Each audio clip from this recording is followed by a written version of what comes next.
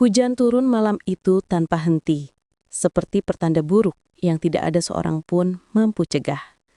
Di tengah derasnya air, sebuah kecelakaan tunggal merenggut ketenangan dua keluarga. Mobil yang ditumpangi Mutiara dan Pak RT terguling setelah melintasi tikungan tajam, dan dunia seketika berubah. Di ruang gawat darurat, tubuh Mutiara terbaring tidak bergerak. Monitor berdetak pelan, seakan ikut menahan napas. Para dokter berlarian, memasang selang, memberikan kejut, dan memastikan detak itu tidak hilang. Wajahnya pucat, bibirnya membiru, dan hanya kelopak matanya yang berkedut lemah. Pertanda ia masih berusaha bertahan.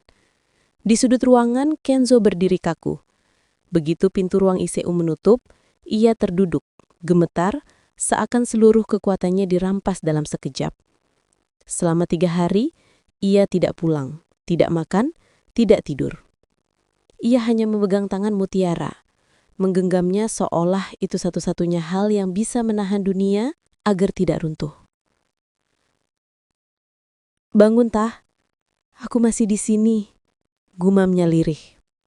Namun, kenyataan lain jauh lebih mengerikan. Kecelakaan itu menewaskan Pak RT di tempat. Dan sebelum nafas terakhirnya, Pak RT sempat mengungkapkan sesuatu pada Mutiara. Sebuah rahasia yang seharusnya tidak pernah muncul ke permukaan. Rahasia tentang siapa ayah kandung Mutiara. Rahasia yang kini ikut terkunci bersama Mutiara di dalam koma. Teng, teng, teng.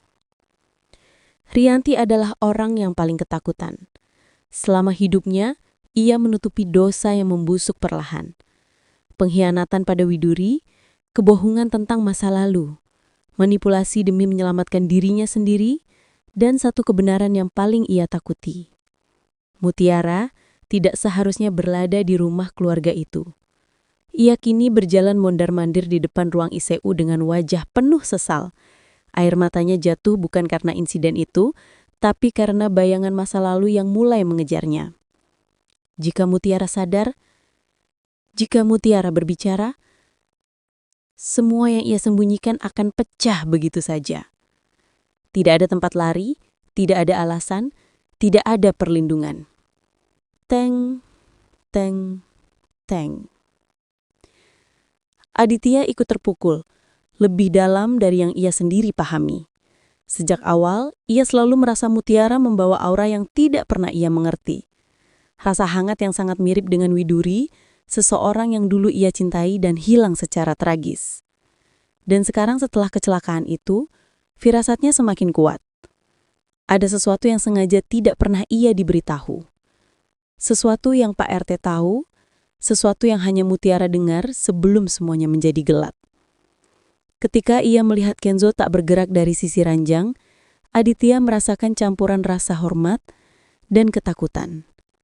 Karena jika kebenaran itu benar, jika Mutiara memang darah dagingnya, maka seluruh hubungan yang ada akan porak-poranda. Termasuk hubungan Mutiara dan Kenzo. Teng, teng, teng. Sementara itu, Kenzo tetap menjadi orang yang paling polos sekaligus yang paling tersakiti. Ia tidak tahu apapun tentang rahasia keluarga. Ia tidak tahu apa yang sesungguhnya terjadi antara Widuri, Pak RT, dan Rianti. Yang ia tahu hanya satu. Ia mencintai Mutiara. Tanpa syarat, tanpa ragu, tanpa butuh penjelasan. Ia rela tidur di lantai rumah sakit, rela tidak makan seharian, rela melawan ketakutan dan kehilangan, asal Mutiara tetap hidup. Dan meski ia tidak tahu, ia sedang berada di tengah badai besar yang siap menghancurkan hidupnya. Kematian Pak RT bukan hanya tragedi. Itu adalah pemicu.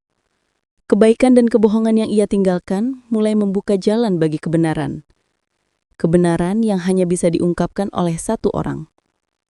Mutiara. Jika ia bangun, ia akan membawa cahaya ke tempat paling gelap di keluarga ini. Ia akan memaksa semua orang berhadapan dengan masa lalu yang mereka sembunyikan. Ia akan mengubah arah hidup Kenzo, Rianti, dan Aditya dalam satu kalimat sederhana. Dan jika ia tidak bangun, maka rahasia itu akan mati bersamanya. Teng. Ini adalah momen paling menegangkan dalam hidup 3 keluarga. Tidak ada yang siap, tidak ada yang benar-benar bersih. Tidak ada yang tahu siapa yang akan terselamatkan atau siapa yang akan hancur.